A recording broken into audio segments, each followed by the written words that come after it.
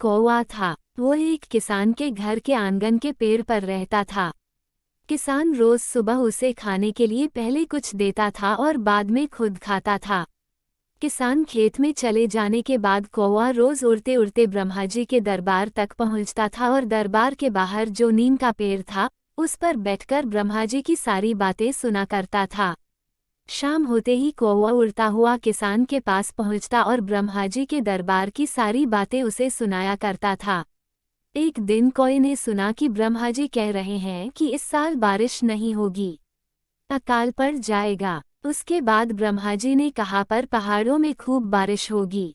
शाम होते ही कौवा किसान के पास आया और उससे कहा बारिश नहीं होगी, अभी से सोचो क्या करना चाहिए। किसान ने बहुत चिंतित होकर कहा तुम ही बताओ दोस्त, ऐसी परिस्थिति में हमें क्या करना चाहिए।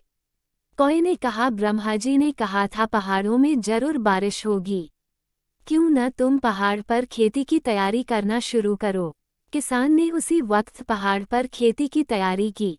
आसपास के लोग जब उस पर हंसने लगे, उसे बेवकूफ़ कहने लगे, उसने कहा तुम सब भी यही करो। कौवा मेरा दोस्त है, वो मुझे हमेशा सही रास्ता दिखाता है, पर लोगों ने उसका मजाक उड़ाया और उसकी बात भी नहीं मानी। उस साल बहुत ही भयंकर सूखा पड़ा।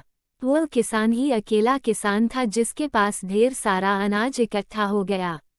देखते ही देखते साल बीत गया। इस बार कौवे ने कहा ब्रह्मा जी का कहना था कि इस साल बारिश होगी, खूब फसल होगी, पर फसल के साथ साथ ढेर सारे कीड़े पैदा होंगे और कीड़े सारी फसल के चौपट कर देंगे। इस बार कौवे ने किसान से कहा इस बार पहले से ही तुम मैना पंछी और छछूंदों को ले आना ताकि वे कीड़ों को खा जाए।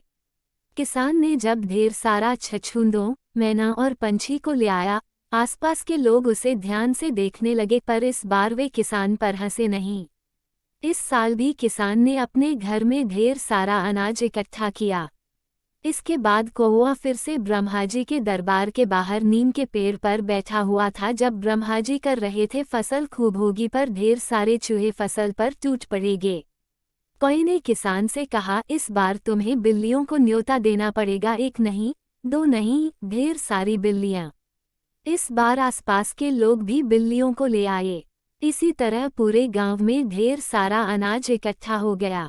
कौवे ने सबको होने वाले नुकसान से बचाया। आपको हमारी वीडियो देखने के लिए धन्यवाद। अगर आपको हमारी स्टोरी अच्छी लगी हो तो लाइक, सब्सक्राइब और शेयर जरूर करें और हमें कमेंट में जरूर बताएं कि कैसी लगी ये स्टोरी। मिलते अगली नई वीडियो में।